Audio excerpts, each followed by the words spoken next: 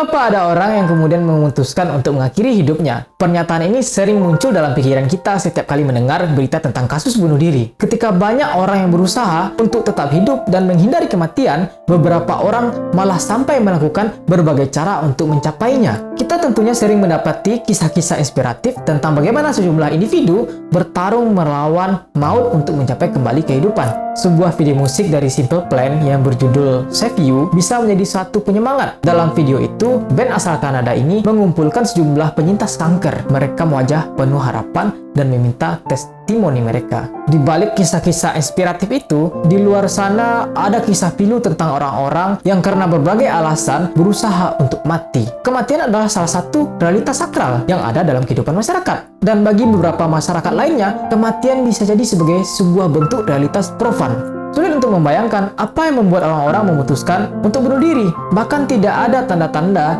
dan Anda akan sering membayangkan apakah ada petunjuk lain yang kira-kira terlewatkan. Sering pula, banyak faktor yang membuat orang-orang mencabut nyawanya. Belakangan kita mendapati kabar sejumlah kasus bunuh diri. Yang terakhir, seorang pegawai harian lepas di Rumah Sakit Bayangkara, Kota Padang, memutuskan untuk mengakhiri hidupnya di rumahnya. Ia bahkan merekam aksi tersebut dengan ponsel pribadinya. Lalu ada kisah pilu tentang seorang gadis bunuh diri di samping makam ayahnya. Berdasarkan dari pemberitaan, korban nekat untuk bunuh diri akibat permasalahan yang dialami dengan pacar dan keluarganya. Lalu bagaimana bunuh diri dalam perspektif budaya populer? Perilaku ini sering pula kita jumpai dilakukan oleh public figure seperti Chester Bennington, vokalis Linkin Park, kemudian ada Chris Cornell, kemudian ada Heath Ledger, kemudian ada Ernest Papa Hemingway, dan banyak tokoh-tokoh terkenal yang memutuskan untuk mengakhiri hidupnya. Tema-tema bunuh diri muncul berulang kali dalam berbagai budaya populer. Ini bisa kita lihat dalam karya-karya novel dan kemudian juga beberapa karya-karya perfilman. Di dalamnya terdapat berbagai konten-konten isi yang menunjukkan tindak-tindak kekerasan dan juga tindakan bunuh diri. Lalu, bagaimana bunuh diri sebagai sebuah budaya? Di dalam sebuah kebudayaan, bunuh diri tampaknya biasa dan diterima dalam suatu kelas masyarakat tertentu. Pada masa lalu, para samurai di Jepang lebih memilih untuk melakukan harakiri daripada menanggung malu karena gagal melakukan tugas. Cerita yang sama juga didapatkan di daerah Rusia, di mana seorang perwira pantang tertangkap oleh musuh selama perang. Maka pilihannya hanya ada dua, menang pertempuran atau tewas di medan laga. Biasanya tewas karena senjata musuh atau karena senjata sendiri dengan melakukan bunuh diri. Contoh lainnya, Adolf Hitler, pemimpin tertinggi Nazi Jerman yang pada saat Perang Dunia Kedua melakukan aksi bunuh diri bersama orang-orang terdekat dalam bunker bawah tanah ketika dikepung tentara merah selama pertempuran Berlin. Bahkan di beberapa negara seperti Jepang dan Skandinavia, sejumlah kasus bunuh diri mencapai ribuan per tahunnya. Public figure sebagai trendsetter tentunya menjadi kiblat utama perkembangan tren baru. Lucunya, apakah memang bunuh diri ini telah menjadi tren hidup sehingga menjadi simbol depresi? Ini hanya sekedar candaan, tapi menurut beberapa artikel yang kami kumpulkan, generasi Z yang notabene-nya dibentuk secara kognitif oleh teknologi memungkinkan mereka untuk menyerap apa-apa yang ditampilkan oleh media. Di satu sisi tentu ini menjadi sebuah nilai tambah bagi mereka, akan tetapi di sisi lain, teknologi terutama perkembangan media sosial berkemungkinan membawa mereka ke arah negatif. Generasi Z lebih banyak menghabiskan waktu mereka bersama mainan yang disebut sebagai telepon genggam. Artinya generasi Z dianggap terlalu sering mendapatkan informasi baru lewat media-media sosial dan tidak tertutup kemungkinan memperoleh informasi-informasi bermuatan negatif. Meskipun telepon genggam pada dasarnya secara fungsional dapat melebihi fungsi mainan itu sendiri, manusia memang dikaruniai kemampuan dalam menerjemahkan bentuk-bentuk visual ke dalam bentuk makna simbolis. Sepanjang hidupnya, manusia selalu mengejar makna-makna yang ada di sekitarnya, menginterpretasikan, menguraikan, hingga nantinya menjadi nilai dalam mereka untuk bertindak. Untuk ini, manusia saat sekarang ini satu sisi disebut sebagai homo digitalis, dan di sisi lain lebih pantas dikatakan sebagai homo simbolicus. Praktek-praktek budaya populer seringkali kita temui pada produk-produk budaya massa seperti novel, film, majalah, atau bahkan pada lirik-lirik lagu. Dalam perkembangannya, kita juga bisa menganalisis bahwa konstruksi sosial yang sering terbentuk, terutama terkait dengan fenomena bunuh diri, berkaitan erat dengan pengaruh media massa. Produk budaya massa sudah pasti digemari oleh banyak orang, dan produk budaya massa secara isi konten sudah pasti mempengaruhi cara berpikir seseorang. Kesimpulannya, produk-produk budaya massa yang menampilkan bunuh diri baik secara fiksi maupun nyata adalah sebagai bentuk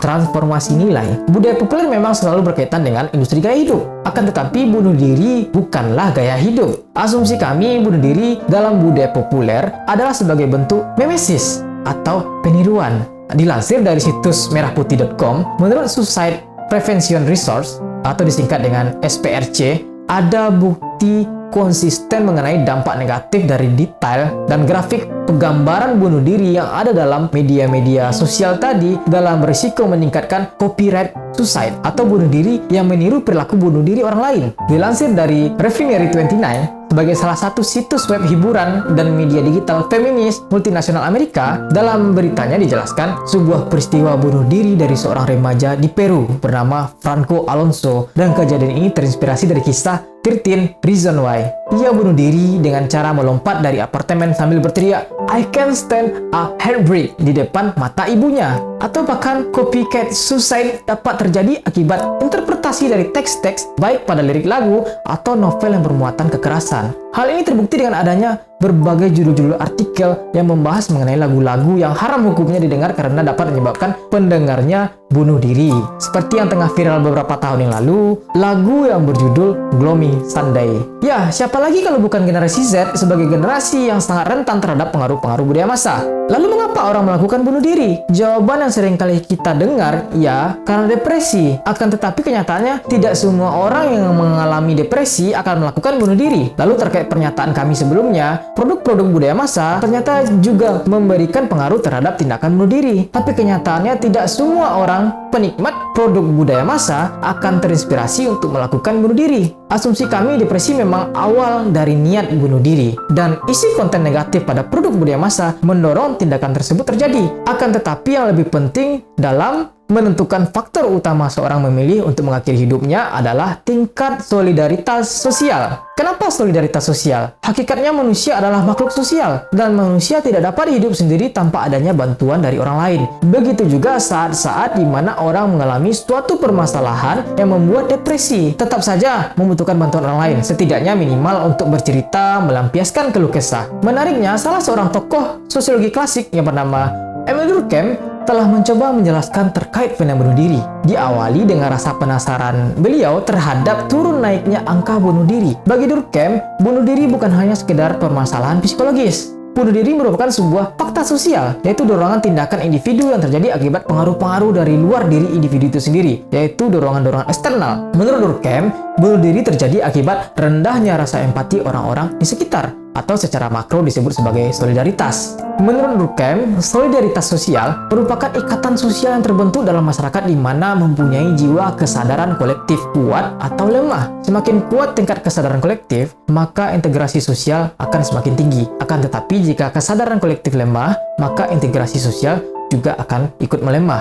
Pada dasarnya, orang-orang yang terlibat masalah dan berujung depresi tidak akan langsung punya pikiran untuk melakukan tindakan bunuh diri. Ada kalanya respon orang-orang sekitar terkait masalah yang sedang dihadapi akan membuat mereka semakin terpojokkan, semakin menderita, dan semakin merasa tidak diperhatikan. Seperti kasus bunuh diri seorang gadis yang mengakhiri hidupnya di samping makam ayahnya. Dilansir dari suara.com, ia sudah pernah membicarakan perihal kehamilannya kepada pihak keluarga laki-laki. Akan tetapi pihak keluarga laki-laki enggan untuk bertanggung jawab. Hal tersebut tentu membuat mental makin ambruk hingga merasa tidak ada jalan keluar lagi. Artinya kita sebagai seorang individu yang hidup di tengah-tengah masyarakat tentunya perlu yang namanya rasa empati. Karena ketika orang ingin menceritakan tentang keluh kesahnya, tetapi kita hanya merespon, "Alah, itu hanyalah masalah sepele. Kamu lemah sekali," atau masalah kamu tidak sebesar masalah saya. Nah, itu perlu hati-hati karena setiap individu itu punya limitnya masing-masing.